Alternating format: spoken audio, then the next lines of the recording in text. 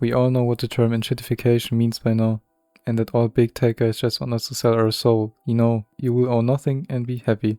A few examples are, me and a few friends play on a Minecraft realm, right? And the realms are for some reason always down when you want to play with your friends. Or oh, I want to watch a movie on Netflix. It isn't there. Then I need to search for a billion subscription services to maybe get what I want. And Spotify. They invest in the military. I don't know about you, but I don't want to stream music and have the thought in the back of my head that I may be indirectly killing people.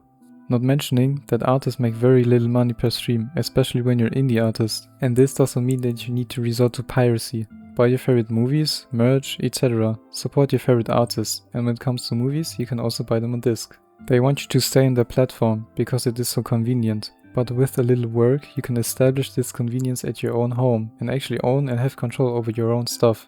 So the solution is called self-hosting, and it doesn't need to be as hard as you imagine.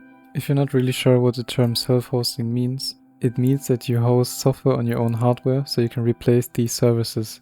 There are many free and easy to use tools that simplify the process, like TrueNAS or CasaOS.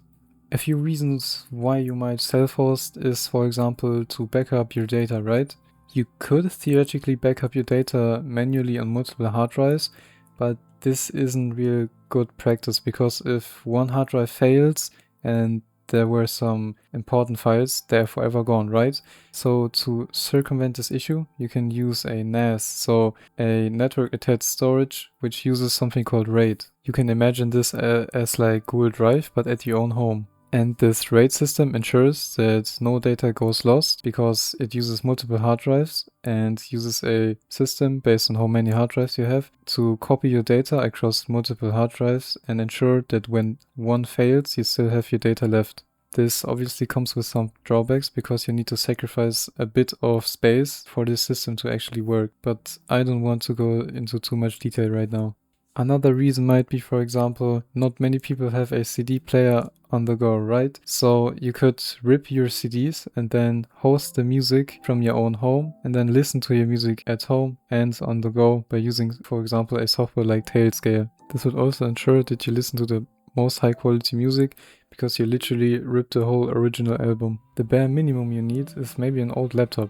On these home servers you can then run services like Jellyfin for streaming all your media, MinecraftServers or a password manager, and there are many more options. If you're interested in what I'm running, I run an old HP laptop with Proxmox. Proxmox is an operating system where I can run multiple operating systems in virtual machines. I run multiple things like Jellyfin, ThinkThing, a Fabric server and a SMB share for all file backups. With this, you have complete freedom and don't need to pay a dime to these companies.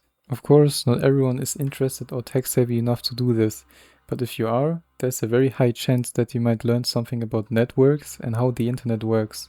There are also pre-built servers you can buy. This can also be an alternative if you don't want to go through the big hassle to set everything up.